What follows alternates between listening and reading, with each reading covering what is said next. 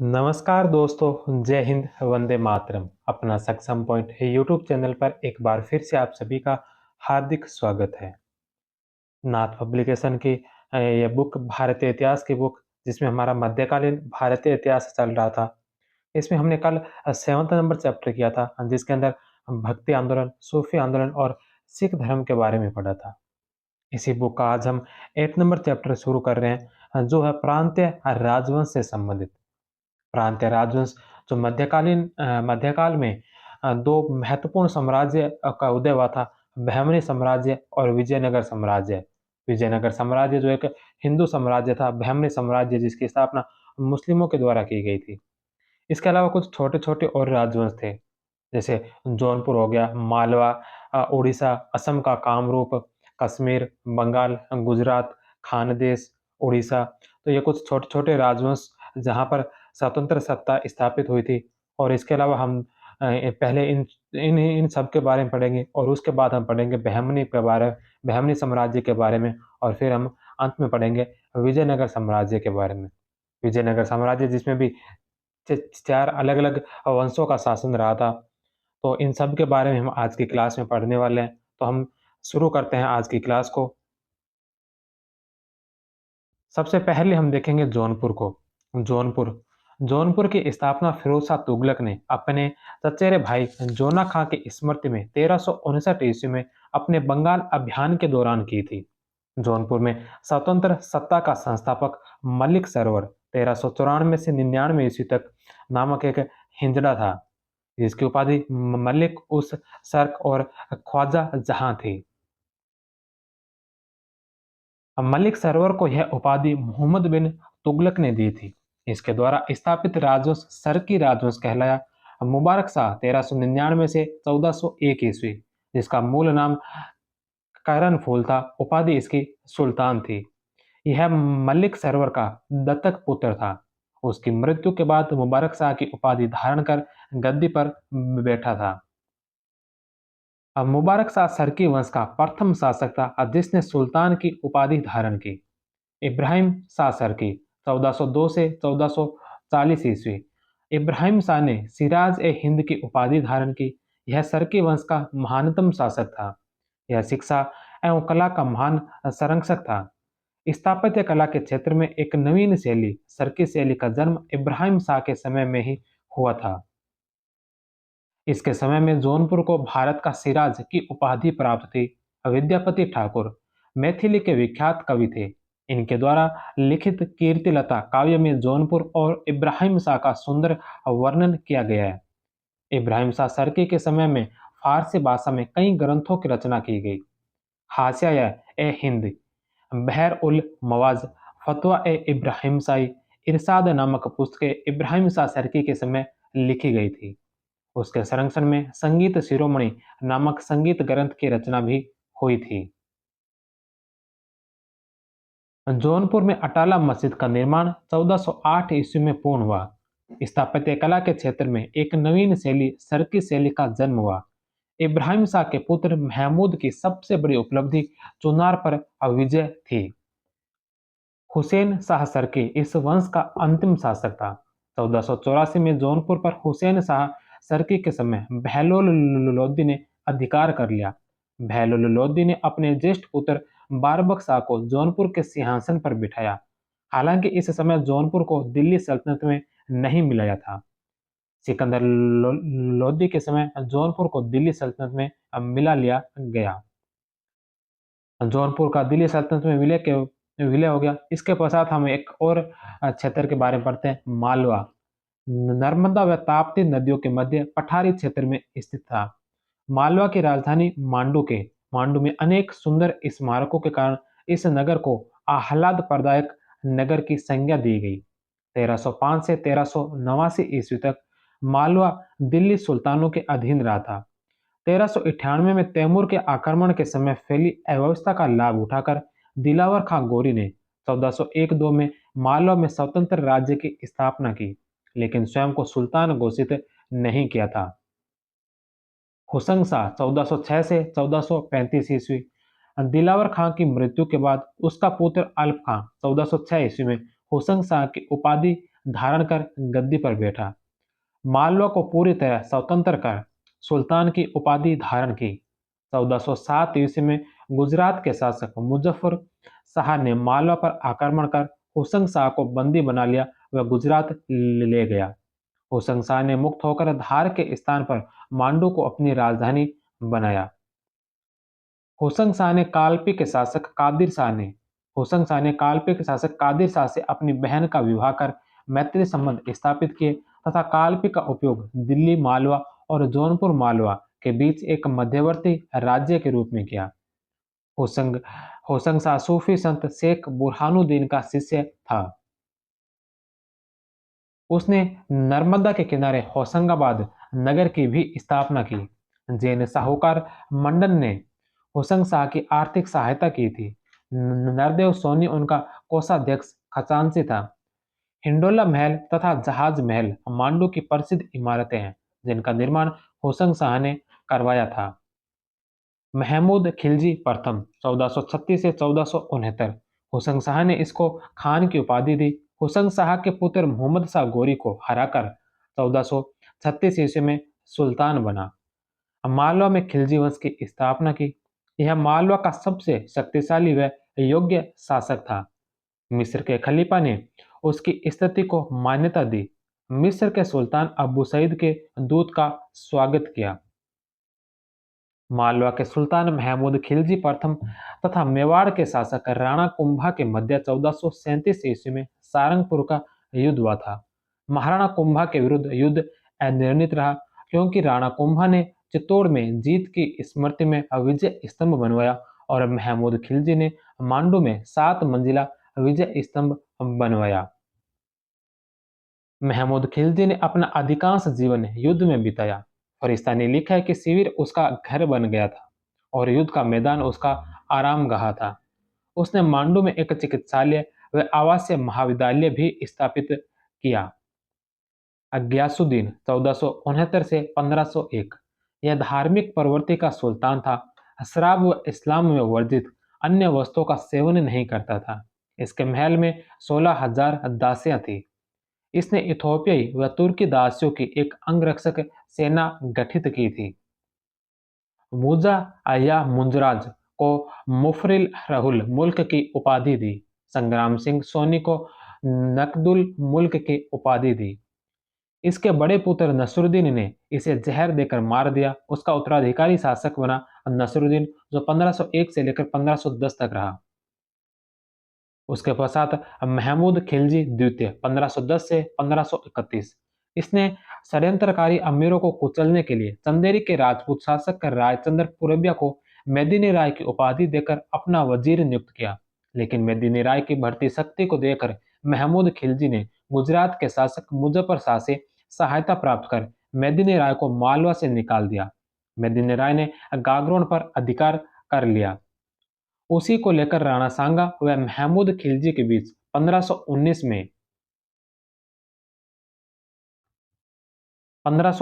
में गागरोन का युद्ध हुआ जिसमें राणा सांगा ने उसे बंदी बनाया फिर छोड़ दिया।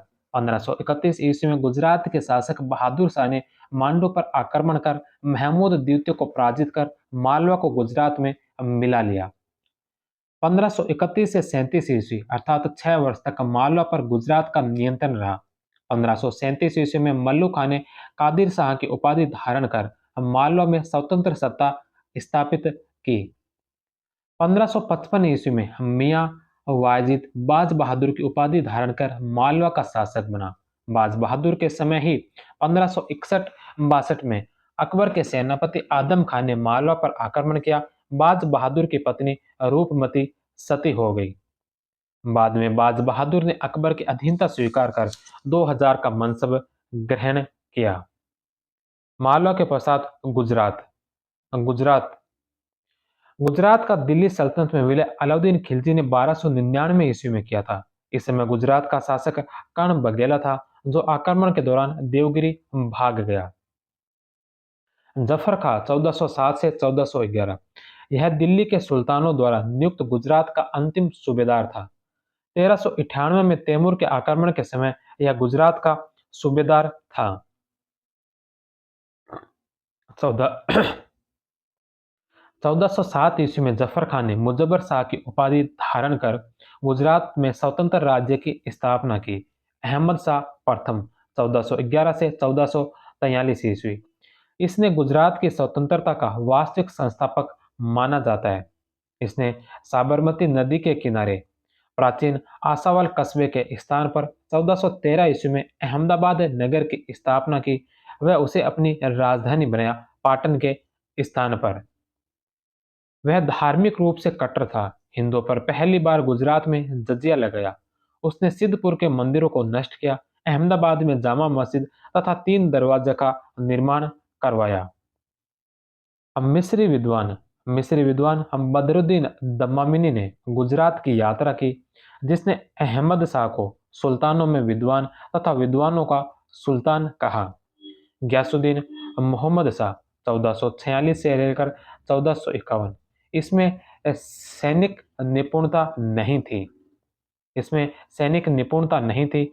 उसकी मृदुलता के कारण उसे करीम अर्थात दयालु की उपाधि प्राप्त थी।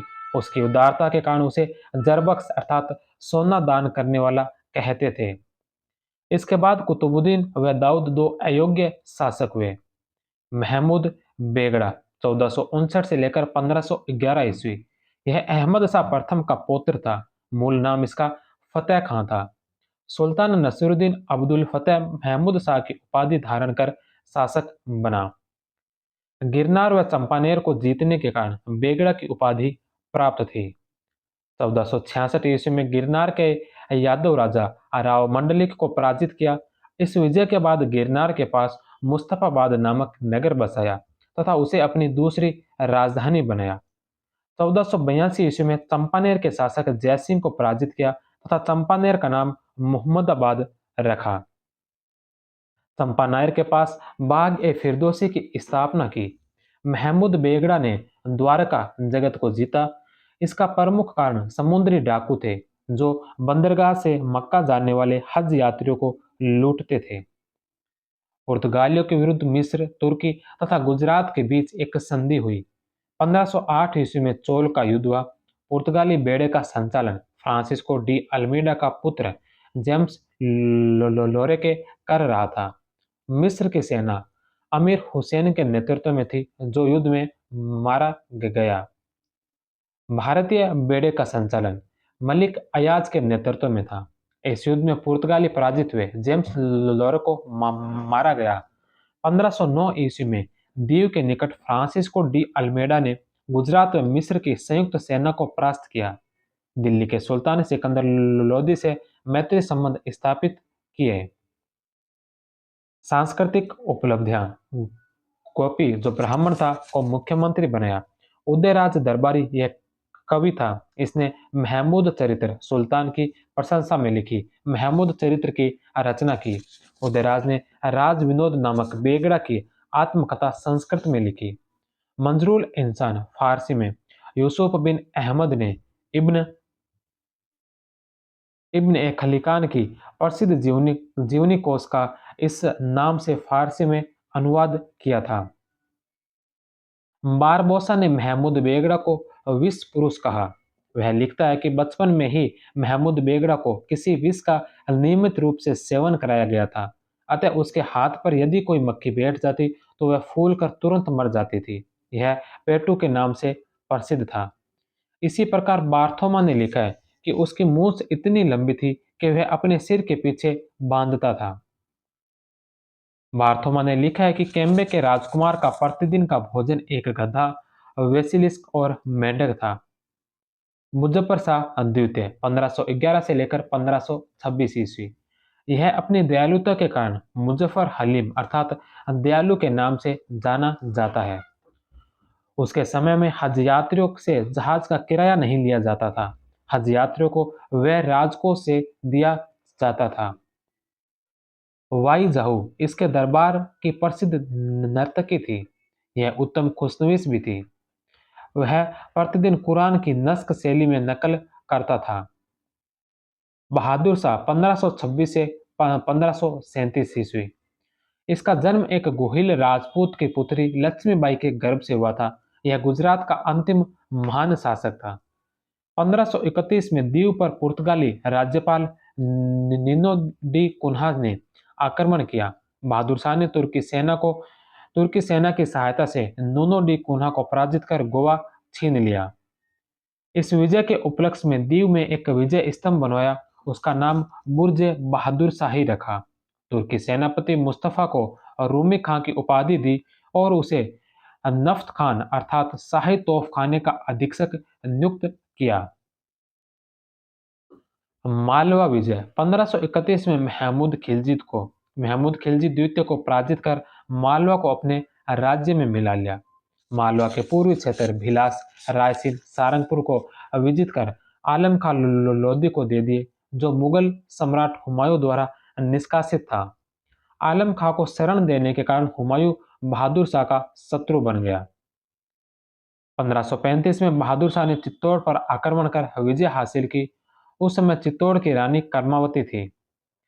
चित्तौड़ की विजय रूमी खां की सहायता से हुई, किंतु रूमी खां को उचित सम्मान नहीं मिला, तो वह नाराज हो गया और 1535 ईस्वी में हुमायूं ने बहादुर शाह पर आक्रमण कर उसको पराजित कर दिया। अहमदाबाद व चंपानेर पर अधिकार कर लिया। विजय स्मारक के रूप में हुमायूं ने चंपानेर में चांदी व सोने के सिक्के जारी किए। बहादुर शाह की हत्या पुर्तगालियों ने धोखे से तब कर दी जब पुर्तगाली जहाज पर संधि के लिए गया था। बहादुर शाह पानी में कूद कूद गया था या फेंक दिया गया था, जिससे वह समुद्र में डूबकर मर गया। गुजरात का मुगल साम्राज्य में विलय अकबर ने 1572-73 ईस्वी में किया था। गुजरात के पश्चात खानदेश की राजधानी बुरहानपुर थी। दिल्ली सल्तनत का एक छोटा सा एक था जो ताप्ती नदी की घाटी में स्थित था।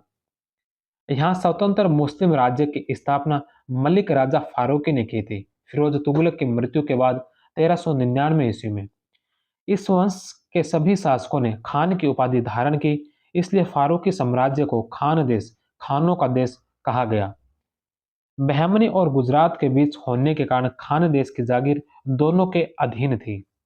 खानदेश को दक्षिण का प्रवेश द्वार कहा जाता है। असीरगढ़ का किला खानदेश का प्रसिद्ध किला था। खानदेश के शासक आदिल खां द्वितीय ने गोंडवाना और गढ़ के हिंदू शासकों को अपने नियंत्रण में किया। मुगल बादशाह अकबर ने 1601 में असीरगढ़ का किला व खानदेश को मुगल साम्राज्य में मिला लिया। अकबर ने खानदेश का नाम दानदेश रखा। कहा जाता है कि अकबर ने असीरगढ़ के किले को दुर्ग के रक्षक याकूब खां को घूस देकर खुलवाया था। इस दुर्ग के विजय के उपलक्ष्य में अकबर ने एक स्वर्ण सिक्का चलाया जिस पर बाज अंकन था। इसके पश्चात उड़ीसा उड़ीसा एक हिंदू राज्य था। इस राज्य का विस्तार गंगा के मुहाने से लेकर गोदावरी तक था।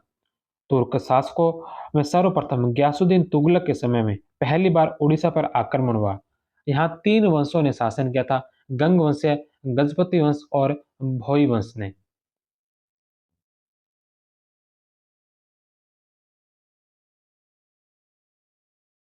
गंग वंश के शासक अनंतवर्मा ने उड़ीसा में स्वतंत्र राज्य की स्थापना की थी। 1076 से 1148 ईस्वी तक गंग वंश का शासन था। उड़ीसा के जगन्नाथ मंदिर का निर्माण अनंतवर्मा ने करवाया था।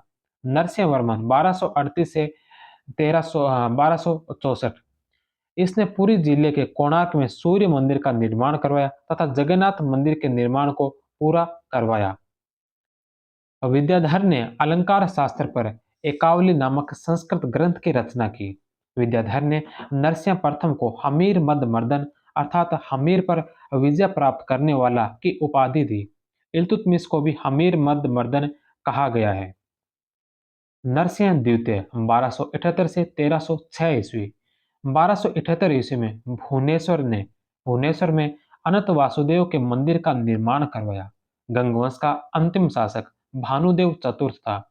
विश्वनाथ साहित्यक दर्पण का लेखक साहित्य चंद्रकला नामक नाटक लिखा था। सूर्यवंशी राजपति राजवंश संस्थापक कपिलेंद्र 1434-35 में सूर्यवंशी कपिलेंद्र ने गंग वंश को उखाड़ फेंका।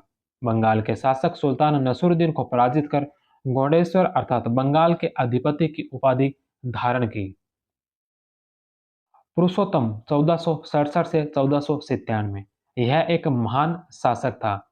प्रताप रुद्रदेव गजपति कृष्णदेव के राय के हाथों बार बार पराजित होने के बाद इसने संधि कर ली। अपनी पुत्री का विवाह कर दहेज के रूप में कृष्णा का दक्षिणी प्रदेश उसे अर्पित कर दिया। प्रताप रुद्र देव को हराने के उपलक्ष्य में कृष्णदेव राय ने गजपति सप्तांग हरण तथा ओडिशा दल विवादन ओडिशा सेना का विजेता की उपाधि ग्रहण की। प्रताप रुद्रदेव बंगाल के वैष्णव संत चैतन्य महाप्रभु का शिष्य था। चैतन्य ने अपने अंतिम 17 वर्ष पुरी में व्यतीत किए और यहाँ इनकी मृत्यु हो गई। श्यामानंद रसिक मुरारी तथा बलदेव विद्याभूषण ने वैष्णव धर्म को 17वीं शताब्दी में उड़ीसा में लोकप्रिय बनाया। अंतिम शासक थे प्रताप रुद्रदेव की हत्या गोविंद भोई ने 1541-42 में कर नए भोई वंश की स्थापना की। अंततः 1568 में बंगाल में सुल्तान ने उड़ीसा को जीतकर अपने राज्य में मिला लिया था। उड़ीसा के पश्चात असम का क्षेत्र कामरूप जिसे अब असम के नाम से जाना जाता है, उस समय कामत राज्य के नाम से प्रसिद्ध था।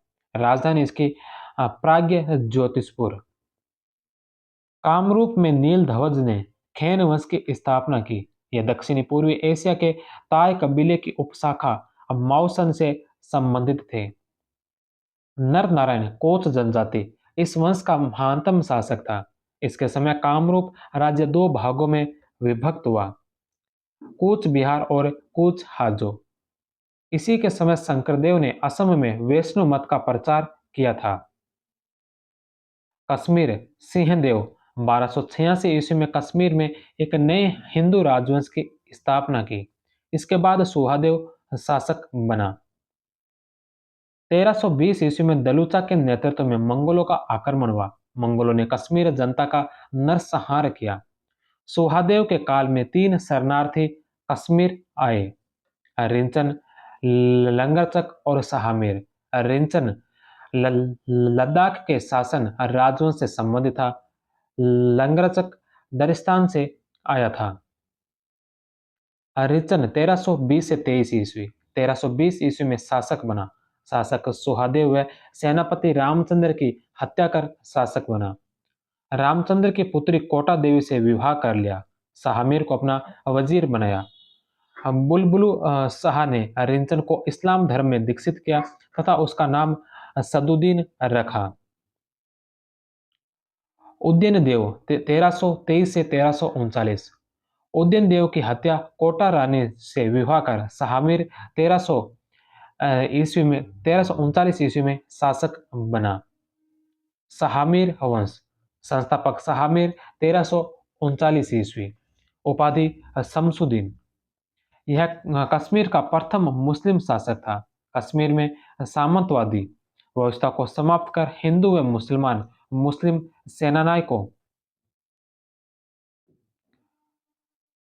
मुस्लिम सेनानायकों को एकताएं आवंटित की। इसके 4 पुत्रों जमशेद, अलाउद्दीन, कुतुबुद्दीन ने एक एक कर 46 वर्षों तक शासन किया। सुल्तान अलाउद्दीन ने इंद्रकोट के स्थान पर अलाउद्दीनपुर श्रीनगर को अपनी राजधानी बनाया था। सुल्तान शिहाबुद्दीन 1356 से 74 ईस्वी को शाहमीर वंश का वास्तविक संस्थापक माना जाता है। उसने संपूर्ण कश्मीर पर अपने प्रभुत्व की स्थापना की। शिहाबुद्दीन ने शरीकपुरा तथा शिहाबुद्दीनपुर नामक 2 नवीन नगर बसाए। कुतुबुद्दीन 1374 से 1389 ईस्वी। सिकंदर 1389 से 1414 ईस्वी। उपाधि बुद्ध किशन, मूर्ति तोड़ने वाला। सिकंदर के समय तैमूर ने कश्मीर पर आक्रमण किया। इसने तैमूर के आक्रमणों से परिणाम स्वरूप विस्थापित हजारों ईरानी एवं मध्य एशियाई मुसलमानों को श्रीनगर में शरण दी। ईरानी सूफी संत सैयद मोहम्मद हमदानी कश्मीर आया। सुहबट ब्राह्मण था, प्रधानमंत्री एवं मुख्य परामर्शदाता था, जिसने इस्लाम धर्म ग्रहण कर लिया था। इसी के सुझाव पर सिकंदर ने हिंदुओं को इस्लाम, मृत्यु या निर्वासन में किसी एक को चुनने का आदेश दिया था। मस्तक पर चंदन लगाना प्रतिबंधित कर दिया। हिंदुओं पर जजिया भी लगाया, सती प्रथा पर रोक लगाई। अली शाह 1413 से 1420 ईस्वी, जैनुल आबिदीन 1420 से 70 ईस्वी, मूल नाम शाहनाम या शाही खां, उपाधि बादशाह महानरेश, कश्मीर का अकबर, कश्मीर का अलाउद्दीन, नायब अमीरुल मोमिन, मुसलमानों के खलीफा का नायब, अपने सिक्कों पर अंकित करवाया। यह सहिष्णु शासक था। सिकंदर द्वारा नष्ट किए गए मंदिरों को पुनर्निर्माण करवाया। वह कश्मीर से पलायन कर गए हिंदुओं को वापस आने के लिए प्रेरित किया। गो हत्या प्रतिबंधित कर दी। हिंदुओं पर आरोपित अंत्येष्टि कर वह जजिया कर वापस ले लिया। यह जजिया को समाप्त करने वाला पहला कश्मीरी शासक था। सती प्रथा को पुनः प्रारंभ करने की अनुमति दे दी। यह कुतुब उपनाम से फारसी में कविताएं लिखता था। शिकायतनामा नामक ग्रंथ की रचना वृद्धावस्था में अपने अयोग्य पुत्रों से दुखी होकर की। महाभारत व राजतरंगिणी का फारसी में अनुवाद किया। उसने कश्मीर में मूल्य नियंत्रण व्यवस्था लागू की, इसलिए उसे कश्मीर का अलाउद्दीन कहा जाता है। उत्तम पंडित उत्तम सोम नामक पुस्तक लिखी। कश्मीर के शासकों का इतिहास कश्मीरी भाषा में लिखा। यदु भट्ट जैन प्रकाश जैनुल आबिदीन की जीवनी की रचना की। भट्टावतार जैन विलास फिरदौसी के शाहनामा की महाकाव्य शैली पर जैन विलास की रचना की। सुल्तान अपने अवकाश का समय नीलमत पुराण, गीत गोविंद आदि के अध्ययन और योगाभ्यास में व्यतीत करता था। मौलाना कबीर सुल्तान के शिक्षक थे। जोनराज ने राजतरंगिणी के द्वितीय भाग की रचना की। सिरधर ने राजतरंगिणी का तृतीय भाग लिखा। जैनुल आबिदीन ने कश्मीर में पत्थर तराशने, साल बुनने, बंदूक बनाने, आतिशबाजी की कला विकसित करने, कांच की बोतलें बनाने, कागज बनाने, पुस्तकों पर जिल्द चढ़ाने की कलाओं को प्रोत्साहित किया। जैनुल आबिदीन के समय सर्वप्रथम कश्मीर में तफंग, बंदूक तथा आतिशबाजी कला का विकास हबीब के नेतृत्व में हुआ, जिसका श्रेय भट्ट यह न्याय मंत्री व राज्यवेद था। जैनुल आबिदीन ने लद्दाख में मंगोल आक्रमणकारियों को भी पराजित किया। यह संगीत प्रेमी था। यह जानकर ग्वालियर के राजा मानसिंह ने उसके दरबार में संगीत की दो दुर्लभ पुस्तकें भिजवाई। इसने 9 शहर विचारनाग, जैनपुर तथा जैनगिर आदि नवीन नगरों की स्थापना की। डल झील के रूप में लंका तथा सोना नामक द्वीप बनवाए। वुलर झील में जेना लंका नामक टापू का निर्माण करवाया। प्रत्येक प्रकार का माल आसानी से बाजार में आता रहे, इसके लिए ताकि सराय सरकारी टकसाल द्वारा नए तांबे और चांदी के सिक्के चलाए। जैनुल आबिदीन ने संपूर्ण घाटी में भूमि की पैमाइश कराई तथा कृषि योग्य भूमि के आलेख तैयार करवाए। उत्पादन का छठा भूभाग राजस्व के रूप में निर्धारित किया। जैनगिरी नामक नए परगने में 7वां भाग निश्चित किया। राजस्व राजस्व जींस के रूप में वसूल किया जाता था। सिंचाई के लिए उसने नहरों का निर्माण करवाया। अंतिम समय में अपने पुत्रों के व्यवहार से दुखी होकर ज्येष्ठ पुत्र अदम खां को देश से निष्कासित कर दिया तथा छोटे पुत्र हाजी खां को अपना उत्तराधिकारी घोषित किया। हाजी खां 1470 से 72, उसके पश्चात हसन शाह 1472 से 84। इसी के काल में इसी के काल में 1479 में भयंकर अग्निकांड से श्रीनगर का उत्तरी पूर्वी भाग नष्ट हो गया। 1540 ईस्वी में बाबर की मौसी के पुत्र मिर्जा हैदर दोगलात ने कश्मीर को जीता। मुगल सम्राट अकबर ने 1586 में कश्मीर को अपने साम्राज्य में मिला लिया। तो कश्मीर भी मुगल साम्राज्य का हिस्सा बन गया। कश्मीर के पश्चात अब बंगाल। बंगाल पूरे सल्तनत काल में विद्रोहियों का केंद्र स्थल रहा। सल्तनत कालीन उत्तर भारतीय प्रांतों में सर्वाधिक विद्रोह बंगाल में हुए। बंगाल की राजधानी लखनऊ को विद्रोह का नगर कहा जाता है। 12वीं सदी के अंतिम दशक में मोहम्मद गौरी के सेनापति इख्तियारुद्दीन मोहम्मद बख्तियार खिलजी ने बंगाल को दिल्ली सल्तनत में मिलाया था। 1279 ईस्वी में बलबन के समय तुगरिल खां ने विद्रोह किया, जिसे दबाकर बलबन ने अपने पुत्र बुगरा खां को वहां का शासक नियुक्त किया। 1324 ईस्वी में ग्यासुद्दीन तुगलक ने बंगाल को विजित कर लिया। विद्रोह की समस्या को हल करने के लिए ग्यासुद्दीन तुगलक ने बंगाल को 3 भागों में विभाजित किया था: लखनौती उत्तरी बंगाल, पूर्वी बंगाल, सोनारगांव और सतगांव दक्षिणी बंगाल। मोहम्मद तुगलक के समय में ही बंगाल दिल्ली के नियंत्रण से पूर्ण स्वतंत्र हो गया। दिल्ली से अलग होने वाला यह पहला प्रांत था। फिरोज तुगलक ने बंगाल पर 2 बार आक्रमण किया था।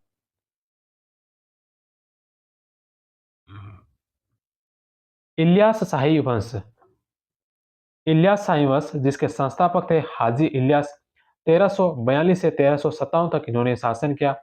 हाजी इलियास ने तिरहुत से लेकर चंपारण और गोरखपुर तक, अंततः बनारस तक अ, अपना अधिकार क्षेत्र फैला लिया।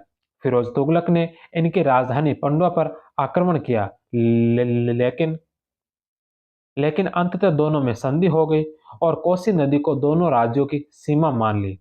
सिकंदर शाह 1357 से 89 ईस्वी पंडवा में अदीना मस्जिद का निर्माण करवाया। गयासुद्दीन आजम शाह 1389 से 1409 ईस्वी यह न्याय प्रिय शासक था। सिराज के कवि हाफिज से पत्र व्यवहार करता था। पूर्वी बंगाल में चटगांव के बंदरगाह का विकास कर सुदूर पूर्व के साथ बंगाल का व्यापार बढ़ाया। 1406 ईस्वी में एक चीनी राजदूत उसके दरबार में आया। चीनी सम्राट ने सुल्तान गयासुद्दीन से बौद्ध भिक्षुओं को चीन भेजने की प्रार्थना की। 1409 ईस्वी में गयासुद्दीन ने महारत्न धर्मराज नामक एक बौद्ध भिक्षु को अपना दूत बनाकर उपहारों सहित सम्राट के दरबार में भेजा। चिश्ती संत शेख नूर और कुतुब आलम के साथ घनिष्ठ संबंध था। सैफुद्दीन हमजा 1410 से 1412 ईस्वी राय गणेश नामक जमींदार दरबार में आया तथा काफी प्रभावी हो गया था। अलाउद्दीन फिरोज शाह 1414 से 1415 ईस्वी इसके शासन के अंत में बंगाल के भटारिया का हिंदू जमींदार और सैफुद्दीन हमजा का अधिकारी राजा गणेश ने सत्ता का अधिग्रहण कर लिया था। गणेश धनुज मर्दन की उपाधि धारण कर बंगाल का शासक बना। गणेश की मृत्यु के बाद छोटे पुत्र को महेंद्र देव की उपाधि के साथ गद्दी पर बिठाया। महेंद्र देव के पश्चात युद्धसेन इस्लाम धर्म ग्रहण कर 1418 ईस्वी में सुल्तान जलालुद्दीन मोहम्मद शाह के नाम से गद्दी पर बैठा। इसने बृहस्पति मिश्र नामक विद्वानों को संरक्षण दिया, जिसने मेघदूत, कुम्हार संभव, रघुवंश आदि पर टीका लिखी। शमसुद्दीन अहमद शाह की मृत्यु के साथ ही बंगाल में इलियास शाही वंश की पुनर्स्थापना हुई। नसरुद्दीन मोहम्मद शाह 1442 से 1458 इसने बंगाल में इलियास वंश को पुनर्स्थापित किया। रुकनुद्दीन बारबक शाह 1459 से 1474 इसने इथोपियाई अफ्रीकी सैनिकों की एक सहायक सेना गठित कर उन्हें शाही महल के रक्षकों के रूप में नियुक्त किया। फरिश्ता के अनुसार वह हिंदुस्तान का प्रथम शासक था जिसके पास अत्यधिक संख्या में अबिसिनियाई दास थे, जिनमें से कुछ को उच्च पद मिले थे। अपनी सेना में अरब सैनिकों को भी नियुक्त किया।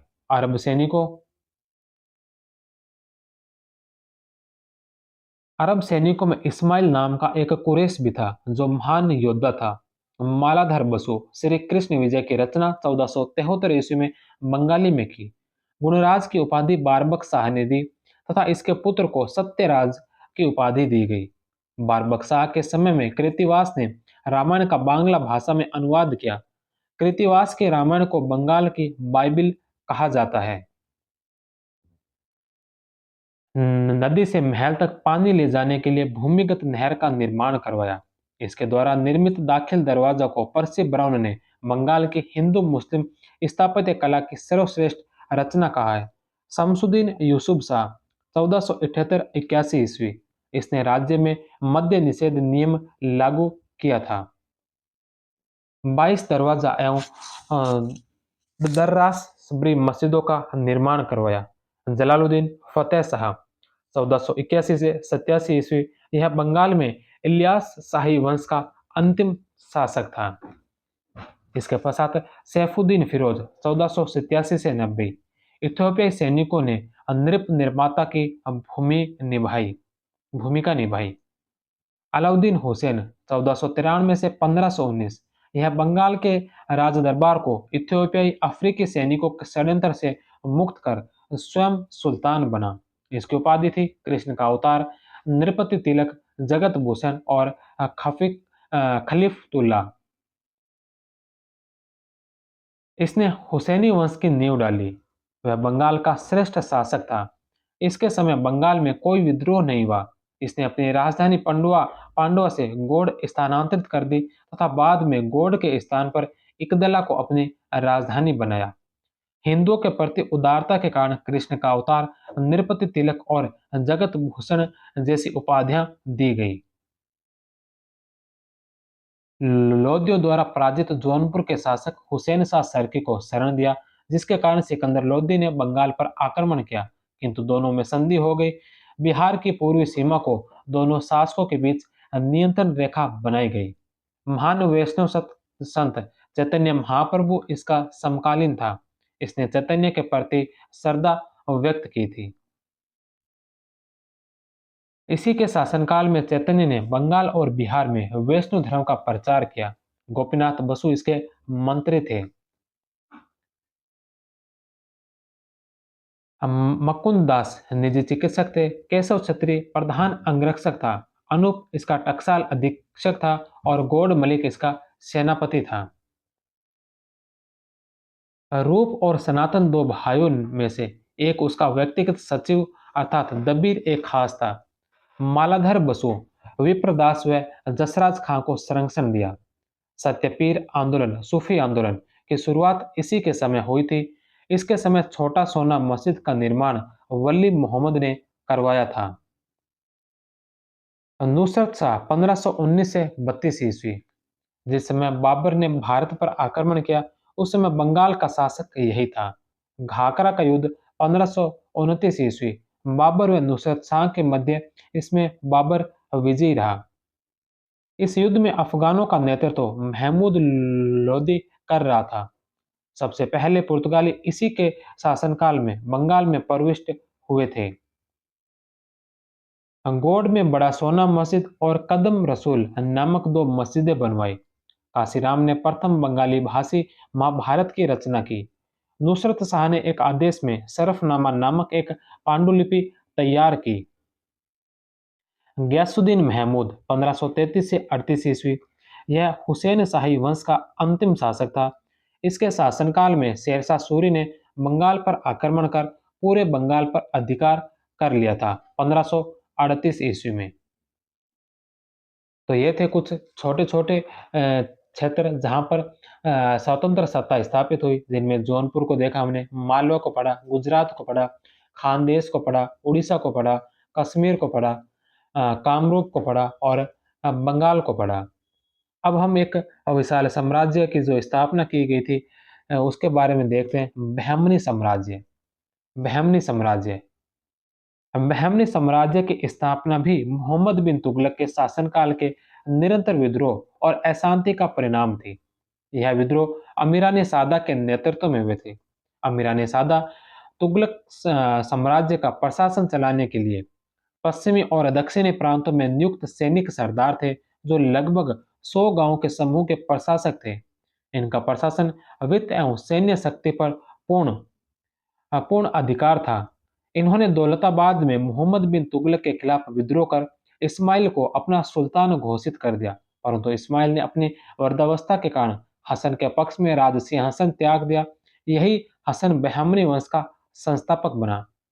इससे इनसे प्रेरित होकर दौलताबाद के अमीरों ने विद्रोह किया। 3 जून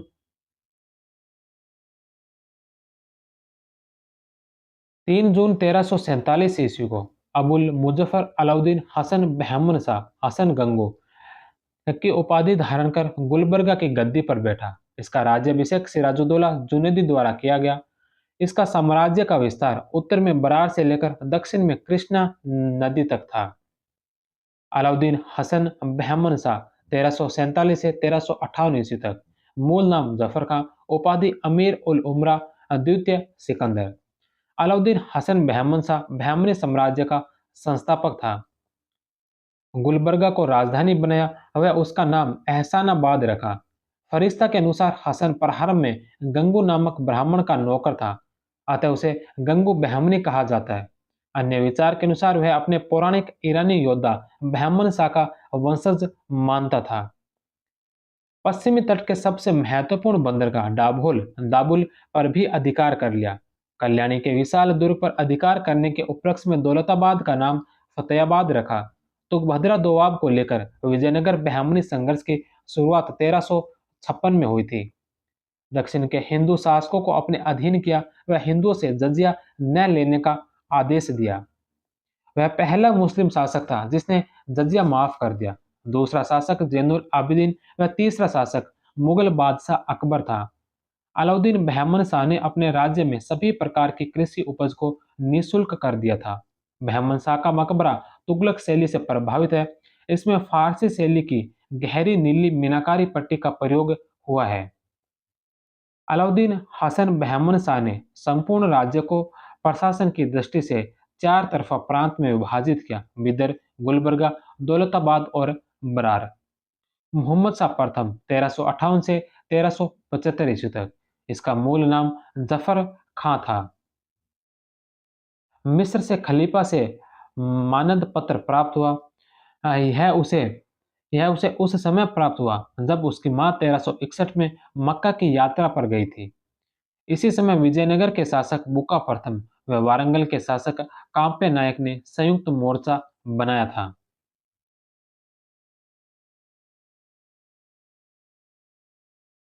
वारंगल के शासक कांपे नायक और विजयनगर के शासक बुका प्रथम में संघ से संघर्ष हुआ। मोहम्मद प्रथम ने 1365 ईस्वी में तेलंगाना के युद्ध में कांपे नायक को परास्त किया। कायप नायक के पराजित होने पर गोलकुंडा का किला, सोना, हाथी और रत्न जड़ित सिंहासन तख्त ए फिरोजा मोहम्मद शाह को प्राप्त हुए। यह सिंहासन बहमनियों का पीढ़ियों तक राज सिंहासन रहा था। मोहम्मद शाह प्रथम ने तुंगभद्रा नदी पार कर विजयनगर राज्य में प्रवेश किया। इस प्रकार प्रथम बार किसी बहमनी सुल्तान ने स्वयं विजयनगर राज्य में प्रवेश किया था। बुका प्रथम के विरुद्ध रायचूर दोआब में स्थित मुदगल के किले को लेकर संघर्ष हुआ। 1367 ईस्वी में कोलटम कोढ़ाल नामक स्थान पर दोनों पक्षों में युद्ध हुआ, जिसमें बुक्का प्रथम को पूर्णतः पराजित नहीं किया जा सका। मोहम्मद शाह के समय में बुक्का प्रथम के विरुद्ध हुए इसी युद्ध में पहली बार बारूद का प्रयोग किया गया, जिससे बहमनियों की सैनिक क्षमता में वृद्धि हुई। बुक्का से संधि हुई, जिसके तहत दोनों ने युद्ध बंदियों तथा निशस्त्र प्रजा को न मारने का संकल्प लिया। इस बारूद का प्रयोग भारत में सर्वप्रथम प्रयोग ओटोमन तुर्कों यूरोपियन ने किया। इस प्रकार भारत भूमि पर यूरोपियों द्वारा भारतीय शासक की सेवा का यह प्रथम उल्लेख है। प्रशासनिक व्यवस्था। अपने प्रधानमंत्री सैफुद्दीन गोरी की सहायता से एक ठोस प्रशासनिक व्यवस्था स्थापित की। सैफुद्दीन गोरी विदेशी अप्रवासी था। प्रत्येक प्रांत में एक तरफदार की नियुक्ति की गई। प्रत्येक प्रांत तरफ एक विशेष उपाधि से जाना जाता है। दौलताबाद का तरफदार मसनद ए आली, बरार का तरफदार मजलिस ए आली, बिदर का तरफदार आजम ए हुमायूं, गुलबर्गा का तरफदार मलिक नायब। इसमें गुलबर्गा का तरफ सबसे महत्वपूर्ण था, जिसमें बीजापुर भी शामिल था। सेना के अधिकारी को अमीर उल उमरा कहा जाता था। उसके नीचे बारबदान थे, जो आवश्यकता पड़ने पर सेना को इकट्ठा करते थे। इसके अतिरिक्त 200 यक्का जवानान या सिलहदारान थे,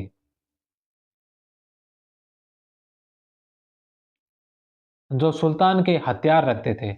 अपने गुरु शेख जैनुद्दीन के विरोध पर मद्यपान छोड़ दिया। जब कभी सुल्तान ने कोई अभियान किया तो शेख जैनुद्दीन की प्रार्थनाओं पर भरोसा किया। 1367 ईस्वी में गुलबर्गा में एक मस्जिद का निर्माण करवाया, जो संभवतः भारत की एकमात्र मस्जिद है जिसमें खुला आंगन नहीं है। 1375 ईस्वी में इसकी मृत्यु के बाद 22 वर्षों के संक्षिप्त शासनकाल में 5 शासक हुए, जिनमें अलाउद्दीन मुजाहिद 1375 से 78, इसको बलवंत उपनाम से भी जाना जाता है। फिर 1378 में एक और शासक बना दाऊद। दाऊद के पश्चात बना मोहम्मद द्वितीय, जो 1378 से लेकर 97 तक रहा। फिर 1397 में गयासुद्दीन शासक बना। गयासुद्दीन के पश्चात शमसुद्दीन दाऊद भी 1397 में ही शासक बना। अब मोहम्मद शाह द्वितीय का शासन 1378 से 1397 तक रहा। यह शांति प्रिय व विद्वानों का संरक्षक था। इसने प्रसिद्ध फारसी कवि हाफिज को आमंत्रित किया, किंतु वे आए नहीं। दरअसल में कविता के प्रति अभिरुचि के कारण मोहम्मद शाह द्वितीय को दूसरे अरस्तु की उपाधि से विभूषित किया गया। इसके काल में 1387 और 1395 में अकाल पड़ा। उसका सामना करने के लिए मालवा व गुजरात से अनाज मंगवाया था। 1395 में टाइफाइड बुखार से उसकी मृत्यु हो गई। 1397 में 1375 से 97 के इस युग में बहमनी साम्राज्य पर विदेशियों, दक्कनियों व हिंदुओं का मिश्रित प्रभाव पड़ा, परंतु इनमें से दो वर्ग अर्थात दक्कनियों व अफाकियों, ईरानी, अरब और तुर्क के मध्य विद्वेष बहुत ज्यादा बढ़ गया। अफाकी शिया थे, जबकि दक्कनी सामान्य सुन्नी थे। यह बहमनी साम्राज्य के विनाश का प्रमुख कारण बना। ताजुद्दीन फिरोज शाह 1397 से 1422 ईस्वी बहमनी वंश के शासकों में सर्वाधिक विद्वान सुल्तान था। यह गुलबर्गा के बहमनी वंश के शासकों में अंतिम था। इसने अपने शासनकाल में एशियाई विदेशियों अफाकियों को बहमनी साम्राज्य में स्थायी रूप से बसने के लिए प्रोत्साहित किया, जिसके फलस्वरूप दरबार में अमीर वर्ग दो गुटों, स्थानीय सामंतों, दक्कनियों व अफाकियों विदेशियों में विभाजित हो गए। इसलिए संतुलन बनाए रखने के लिए फिरोज ने हिंदुओं को प्रशासन में भर्ती कर उन्हें उच्च पद प्रदान किए। फिरोज शाह ने पहली बार विद्वान हिंदुओं अथवा ब्राह्मणों को अपने दरबार में ऊंचे पदों पर नियुक्त किया। खेरला के राजा नरसिंह को पराजित किया। नरसिंह ने अपनी एक पुत्री का विवाह फिरोज शाह से कर दिया। फिरोज शाह ने विजयनगर के शासक हरिहर द्वितीय को पराजित किया कर रायचूर दोआ पर अधिकार कर लिया। तत्पश्चात गुलबर्गा को रायचूर से पृथक कर फौलाद खां को वहां का गवर्नर नियुक्त किया गया। 1398 ईस्वी में तैमूर के भारत पर आक्रमण की योजना का समाचार सुनकर एक दूत तैमूर की राजधानी समरकंद भेजकर सम्मान प्रदर्शित किया। फिरोज ने फिरोज से प्रसन्न होकर फिरोज से प्रसन्न होकर तैमूर ने उसे अपना पुत्र कहकर पुकारा तथा दक्कन, मालवा तथा गुजरात का राज्य उसे उपहार में दिया। विजयनगर के शासक देवराय के साथ संघर्ष। देवराय मुकदल के एक सुनार की परथल नामक सुंदर पुत्री को पाना चाहता था। देवराय प्रथम ने दोआ पर आक्रमण किया। फिरोज शाह ने सोनार की बेटी के युद्ध में देवराय प्रथम को पराजित कर दिया। संधि के अनुसार देवराय प्रथम ने अपनी पुत्री का विवाह फिरोज शाह से किया तथा दहेज के रूप में बांकापुर का क्षेत्र दे दिया। 1420 ईस्वी में विजयनगर के साथ फिरोज शाह का तीसरा युद्ध हुआ, जिसमें देवराय प्रथम ने फिरोज शाह को निर्णायक रूप से पराजित कर दिया। फिरोज शाह ने भीमा नदी के किनारे फिरोजाबाद नगर की स्थापना की। फिरोज शाह ने खगोल शास्त्र के अध्ययन को बढ़ावा दिया तथा दौलताबाद के निकट जंतर मंतर बनाया। अपने प्रमुख बंदरगाह चोल दभोल का विकास किया। फिरोज शाह कुरान की प्रतियां बनाकर उसे बाजार में बेचकर अपना जीविकापार्जन चलाता था। हरम की स्त्रियां भी वस्त्रों पर कढ़ाई कर बाजार में बेचती थी। फिरोज के गुलबर्गा के संत गैसुदराज से कटु संबंध थे। गैसुदराज दिल्ली के प्रसिद्ध सूफी थे, जो कि 1413 ईस्वी में गुलबर्गा आ गए थे। सिहाबुद्दीन अहमद प्रथम 1422 से लेकर 1436 ईस्वी। सिहाबुद्दीन अहमद प्रथम अहमद शाह को न्याय व धर्म निष्ठा के लिए तथा सूफी संत गैसुदराज के शिष्य होने के कारण वली संत कहा जाता था। यह फारसी, अरबी, तुर्की, तेलुगु, कन्नड़ एवं मराठी भाषाओं का जानकार था। 1425 ईस्वी में राजधानी गुलबर्गा के स्थान पर बिदर स्थानांतरित कर दी तथा इस नवीन राजधानी का नाम मोहम्मदाबाद रखा। इस प्रकार सिहाबुद्दीन अहमद प्रथम गुलबर्गा युग का अंतिम सुल्तान तथा बिदर युग का प्रथम सुल्तान था।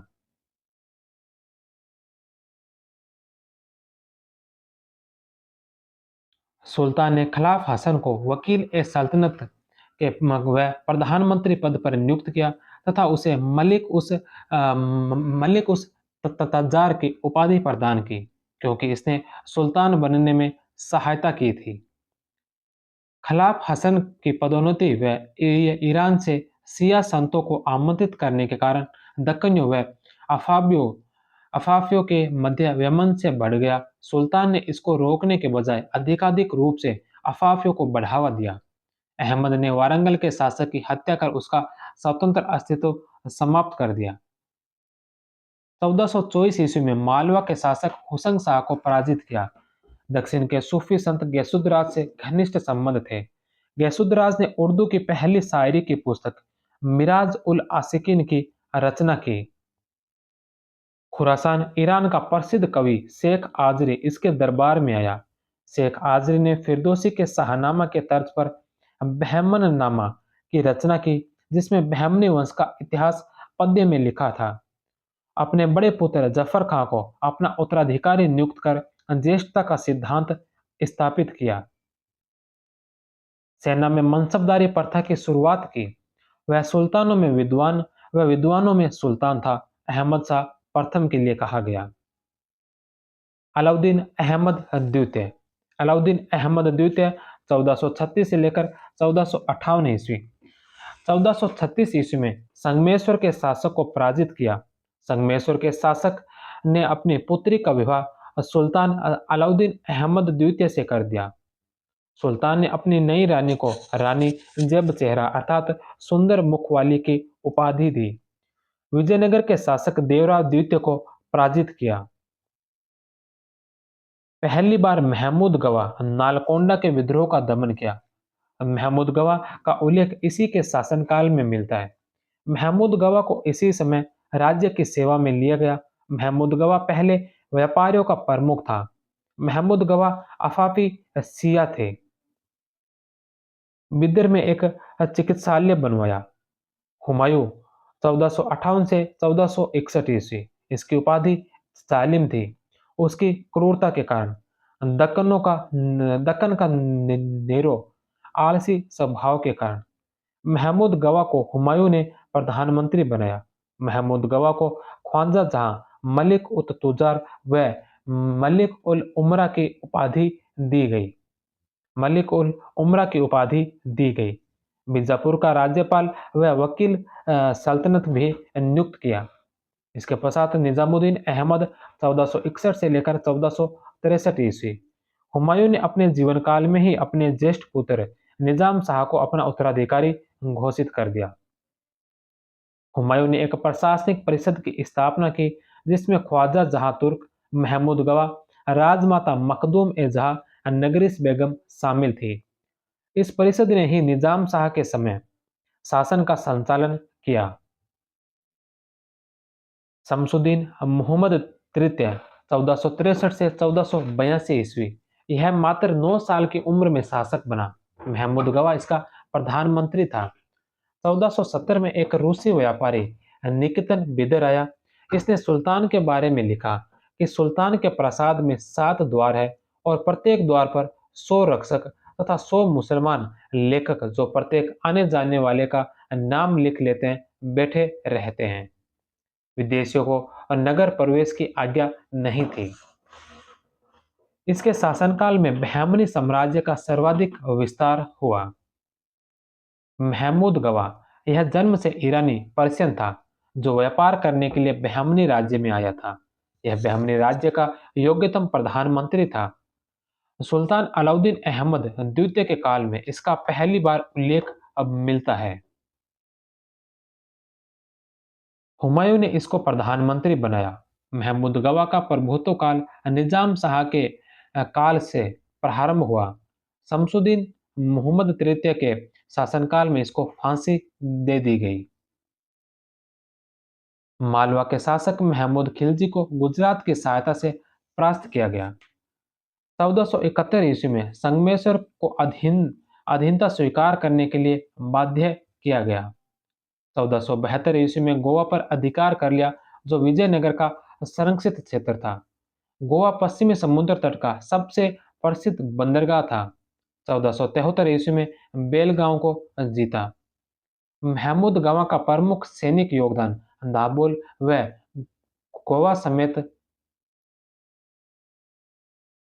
गोवा समेत सभी पश्चिमी तटीय क्षेत्रों को रोंदना था।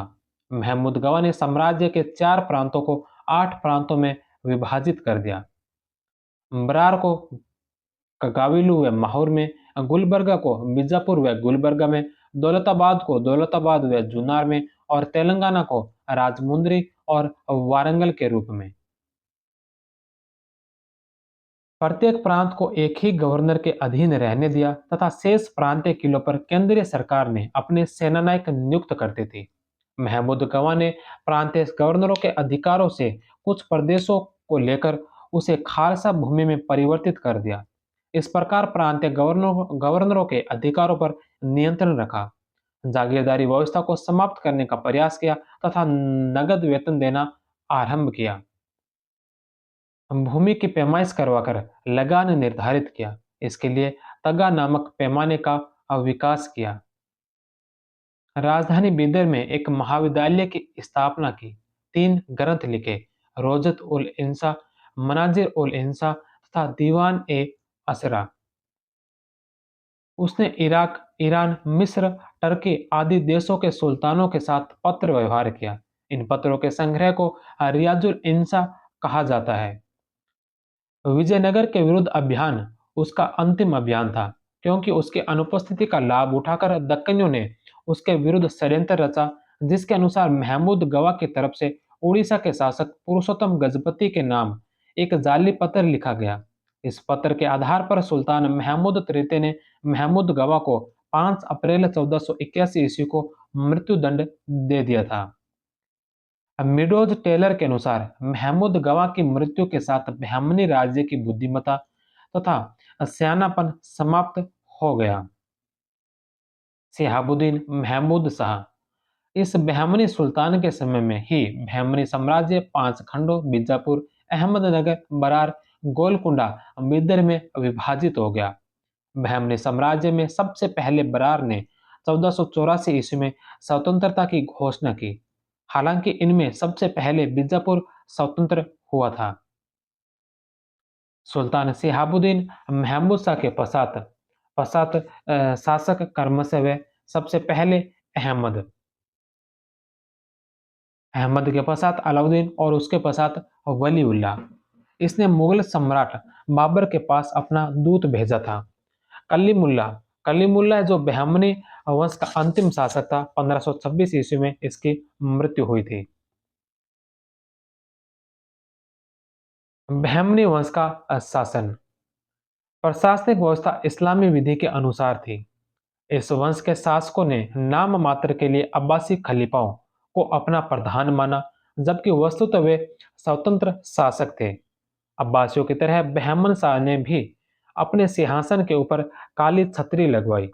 वकील उस सल्तनत प्रधानमंत्री को कहा गया, वजीर ए अशरफ विदेश मंत्री को कहा गया, अमीर ए जुमला वित्त मंत्री था, सदर ए जहार न्यायाधीश व पुरोहित था, अमीर उल उमरा सेनापति था, नाजिर उप वित्त मंत्री था, प्रांत सरगने सरगनों से प्रांत से नीचे सरकार, सरकार से नीचे परगने और परगनों से नीचे गांव, जो शासन की सबसे छोटी इकाई होती थी।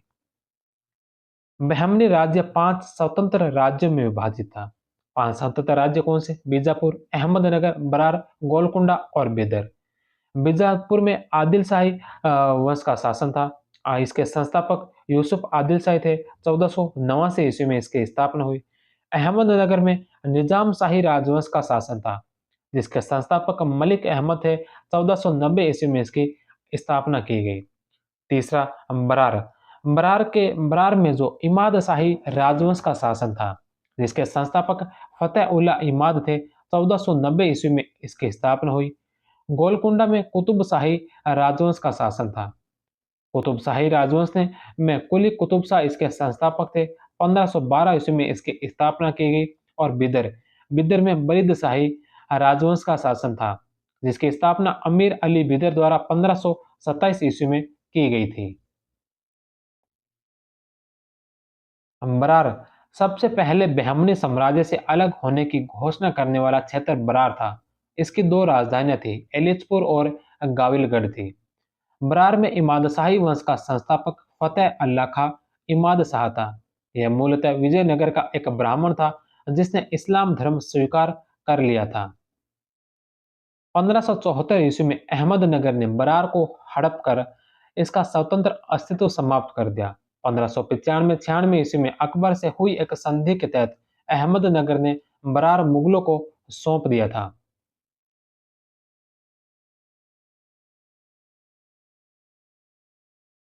इसके पश्चात अहमदनगर अहमदनगर में निजाम शाही वंश की स्थापना मलिक अहमद ने 1490 ईस्वी में की, जिसकी उपाधि निजामुल मुल्क थी। महमूद गवाह की मृत्यु के बाद बहमनी साम्राज्य का वजीर बना। 1490 ईस्वी में अहमदनगर की स्थापना की तथा जुनेर से अपनी राजधानी अहमदनगर स्थानांतरित की। बुरहान निजाम शाह अहमदनगर के सुल्तानों में वह पहला शासक था जिसने निजाम शाह की उपाधि धारण की थी। मुकम्मल खां दक्किनी उसका प्रधानमंत्री था, जो बहुत योग्य था। हुसैन निजाम शाह इसके समय में 1562 ईस्वी में बीजापुर के अली आदिल शाह, गोलकुंडा के इब्राहिम कुतुब शाह, विजयनगर के रामराय की संयुक्त सेनाओं ने अहमदनगर पर आक्रमण किया तथा नगर को बुरी तरह से लूटा था। अपनी पराजय का बदला लेने के लिए हुसैन निजाम ने दक्कन के मुस्लिम राज्यों का एक संगठन बनाया तथा 1565 ईस्वी में तालीकोटा के युद्ध में विजयनगर को बुरी तरह से पराजित किया। चांद बीबी हुसैन निजाम शाह की बेटी थी। मुर्तजा निजाम शाह मुर्तजा निजाम शाह इसके शासनकाल में मुगलों ने पहली बार अहमदनगर पर आक्रमण किया था। इसने 1574 में बरार को अहमदनगर में मिलाया था। बुरहान निजाम शाह द्वितीय 1591 से 1595 इसके समय सैयद अली तबतबा द्वारा बुरहान ए मासिर नाम से ऐतिहासिक ग्रंथ की रचना हुई। इसकी मृत्यु के बाद चांद बीबी बीजापुर के अली आदिल शाह की पत्नी चांद बीबी ने अहमदनगर में महत्वपूर्ण भूमिका निभाई। बुरहान की मृत्यु के बाद अहमदनगर के दरबार के दो गुट हो गए, चांद बीबी के और मियां मंजू के नेतृत्व में। मियां मंजू ने अकबर के पुत्र मुराद से सहायता मांगी। चांद बीबी ने मुगलों का मुकाबला किया, किंतु उसे अंत में समझौता कर बरार का क्षेत्र मुगलों को सौंपना पड़ा। चांद बीबी की विरोधी गुट ने हत्या कर दी। मलिक अंबर इसने 3 बार दास्ता से मुक्त किया जा चुका था। इसने मुर्तजा द्वितीय को सुल्तान घोषित कर मुगलों से संघर्ष किया था। यह अहमदनगर का वजीर बना, किंतु 1617 ईस्वी में खुर्रम शाहजहां से पराजित हुआ।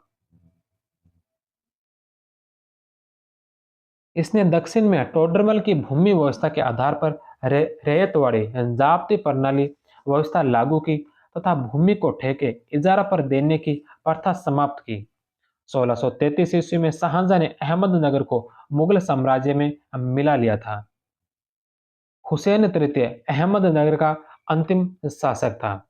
इसके पश्चात बिदर बिदर में बरीद शाही वंश संस्थापक अमीर अली अवरीद 1527 ईस्वी इसने इसे दक्कन की लोमड़ी कहा जाता है। बिदर बहमनी साम्राज्य से स्वतंत्र होने वाला अंतिम राज्य था। 1618-19 ईस्वी में बीजापुर ने बिदर को हड़प लिया। गोलकुंडा गोलकुंडा का मुस्लिम राज्य वारंगल के पुराने हिंदू राज्य के खंडहरों पर स्थापित हुआ। यह बहमनी राज्य के तिलंग या तेलंगाना प्रांत की राजधानी थी।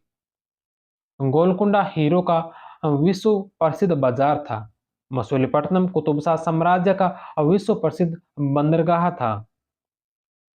गोलकुंडा में कुतुब शाही वंश जिसके संस्थापक कुली कुतुब शाह थे, यह एक तुर्की दास था। इब्राहिम 1550 से 1580 ईस्वी गोलकुंडा का पहला सुल्तान जिसने कुतुब शाह की उपाधि धारण की। विजयनगर के विरुद्ध 1565 ईस्वी में बने मुस्लिम राज्यों के संघ में शामिल था। इसके बाद मुरारी राव पेशवा बने। मोहम्मद कुली कुतुब शाह 1580 से 1612 ईस्वी, यह हैदराबाद नगर का संस्थापक था। हैदराबाद में चार मीनार का निर्माण करवाया। इसने दक्कनी उर्दू में प्रथम दीवान काव्य संग्रह की रचना की।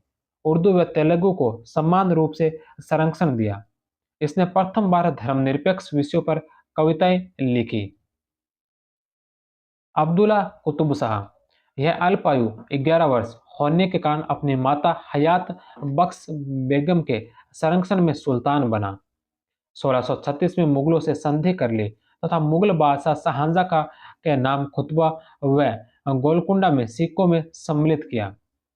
इसके काल में मीर मोहम्मद सैयद मीर जुमला नामक फारसी उसका वजीर था, जो बाद में मुगलों की सेवा में चला गया था। अबुल हसन अबुल हसन गोलकुंडा के कुतुबशाही वंश का अंतिम सुल्तान था। इसके समय 1672 से 1687 तक मदना व अक्कना दो भाइयों ने गोलकुंडा के प्रशासन व सेना पर नियंत्रण रखा।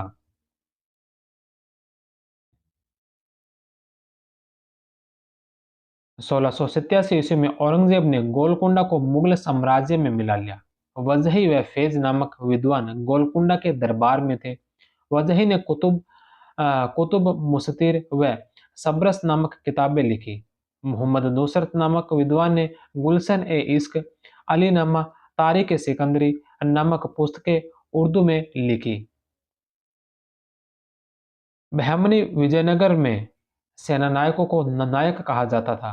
यह साम्राज्य के भू सामंत का पद धारण करने के उपरांत अमरम कहलाते थे।